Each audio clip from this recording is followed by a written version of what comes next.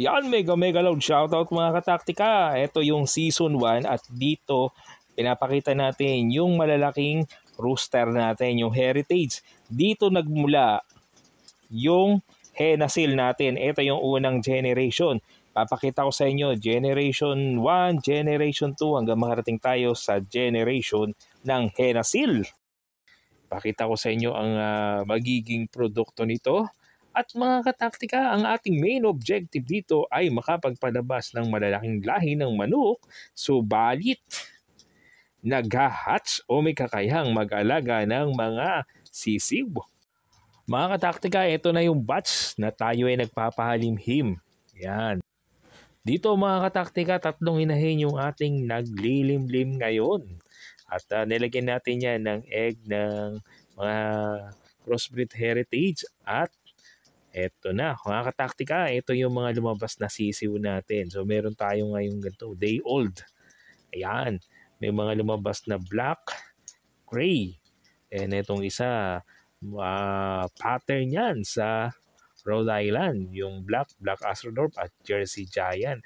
O mga kataktika, ito naman yung produkto na ng ating ginawang crossbreed mga kataktika. Month old ito, heritage rooster, crossbreed to native hen, and then yung mga heritage na hen with a heritage rooster, pinahatch natin sa native hen natin mga kataktika. So ito yung kinalabasan. So ito naman yung running natin ng 2 months mga kataktika.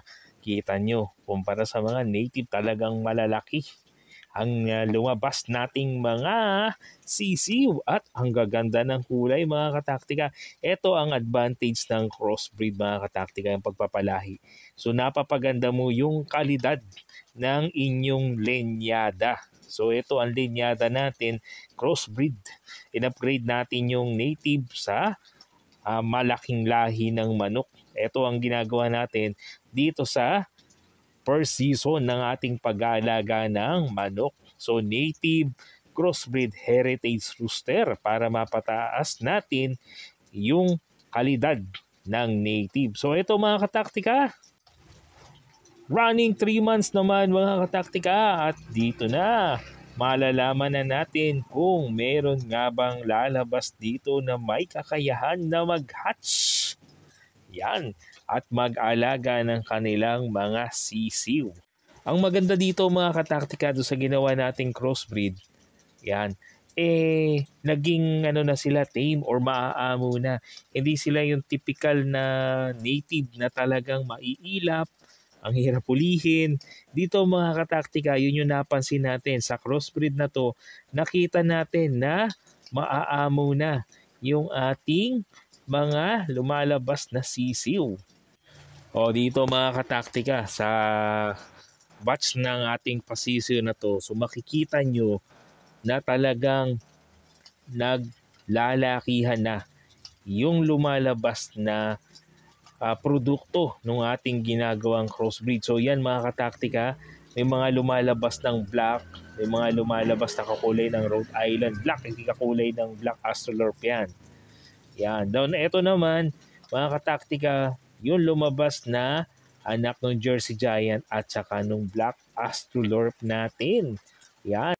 Etong black, may chance na yan ay marunong mag-hatch kasi yung mother niya native.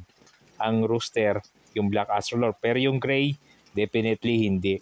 Kasi ang hen yan is yung Jersey Giant.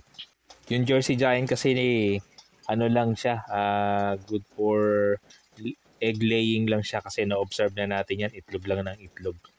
Kanina nakita nyo mga kataktika, yung black na rooster, yun yung black Astrolorp.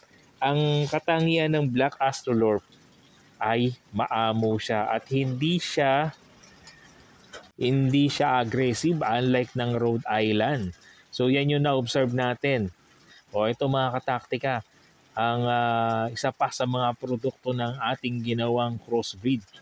O, makikita nyo mga kataktika, nagagandahan na. Ito, yan. Ito yung anak ng native at black Astrolorp natin. malalaman natin, di pa to nangingitlog eh, malalaman natin kung may kakayahang mag-hatch.